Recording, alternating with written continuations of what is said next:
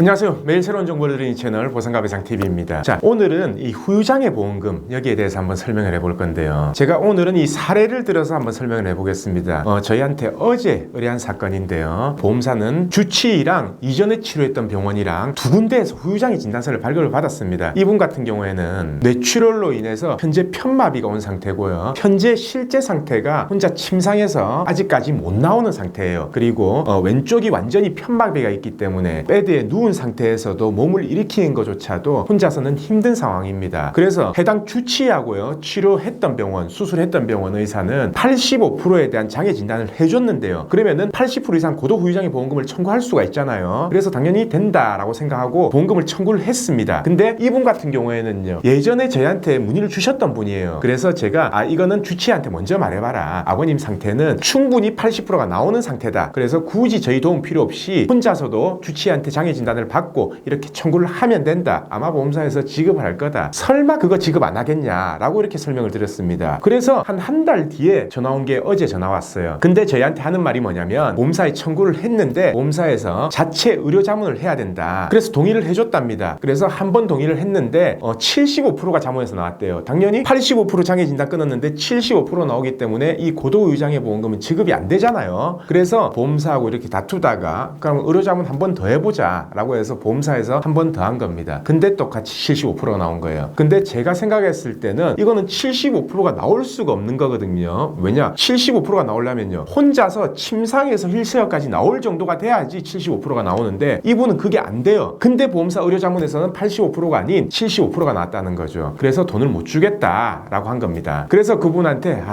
저한테 의뢰를 해라. 저는 이거 그냥 이 정도 사건은 보험사에서 지급할 줄 알았는데 결국 지급을 안 하네요 라고 해서 저희가 받아서 그 보험사 담당자, 본사 담당자하고 제가 직접 통화를 했어요. 근데 상태가 이 상태고 이렇고 이렇는데 왜 이게 85%가 아니냐, 의료자문을 누가 했길래 도대체 이게 왜 85%가 안 나오냐 라고 하니까 보험사 담당자도 자기 선에서 어쩔 수가 없다, 자문에서 그렇게 나왔기 때문에 자기는 주고 싶어도 결제를 못한다 라고 해서 그러면 저희가 장애 진단서를 다시 끊겠다. 제가 항상 말했던 방법입니다. 뇌 손상이 됐을 경우에요, ADLS 장애, 그러니까 이동 동작 제한 장애 말고요, 편마비에 대해서 운동 장애로 끊어라. 팔 다리 부분에 어깨, 팔꿈치, 손목, 손가락 있죠. 다리에도 고관절, 슬관절, 발목, 발가락이 있죠. 이 부분에 대해서 얼마나 운동을 못하냐, 움직이지를 못하냐, 각각 끊어서 합산하면 된다. 그렇게 하는 게 보험금 지급받기가 훨씬 편하다라는 걸 누누이 말씀드렸는데 이분도 제가 그렇게 설명을 드렸어요. 근데 중요한 거는요, 해당 주치의가 그렇게는 장애 못 끊어준다라고 한 겁니다. 왜? 보통 신경외과 선생님들은요, 뇌 손상이 있는 장애의 경우에는 무조건 운동장애로 평가를 해요. 왜 그러냐면 우리나라 장애인복지법에 있는 장애도요, 신경계 장애는 이동 동작으로 평가를 하고요, 그리고 산재도 마찬가지고, 그리고 보험사도 ADLS라는 이동 동작 제한에 대한 표가 있기 때문에 당연히 그렇게 평가하는 걸로 알지,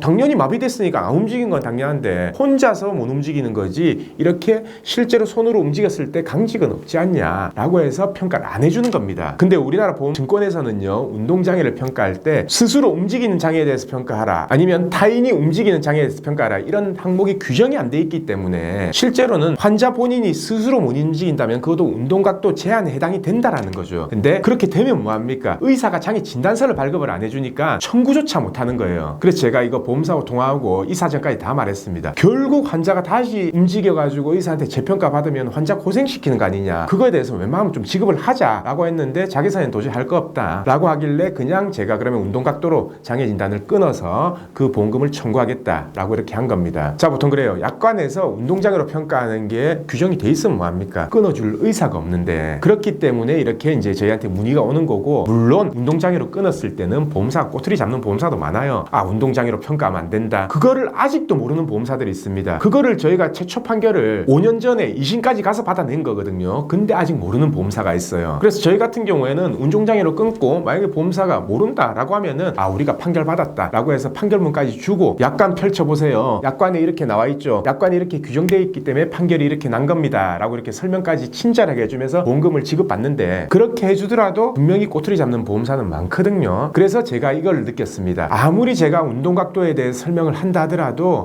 스스로 이거를 보험사를 상대해서 그리고 장애 진단을 받고 청구하고 보험사 조사원을 상대하는 것 자체가 쉽지는 않겠구나 라는 걸 이제 느꼈어요. 자, 그래도 이 영상 보시는 분들 중에 이 고도 후유장애 어떻게 끊어야 되냐, 아직까지 이해가 안 가신다 라고 하면 있으면요 저희한테 연락을 주세요. 연락은요 그냥 보상과 배상 검색하시면 됩니다. 아니면은 제가 아래 이 삼각형 표시를 클릭하시면요 여기에 관련 링크라든지 전화번호는 다 넣어놨거든요. 그래서 그걸 통해서 저희한테 연락을 주시면은 언제든지 그 부분에 대해서는 제가 다 상담드리겠습니다. 자, 아시겠죠? 뇌 손상으로 인한 편마비 이제는 어떻게 장애 끊어야 되는지 제가 설명드렸기 때문에 꼭 참고를 하시고 궁금한 점 언제든지 연락 바랍니다. 자, 그럼 오늘 방송은 여기까지 하고요. 내일도 새로운 주제를 가지고 오겠습니다. 오늘 방송 끝까지 봐주신 구독자분들 감사드립니다.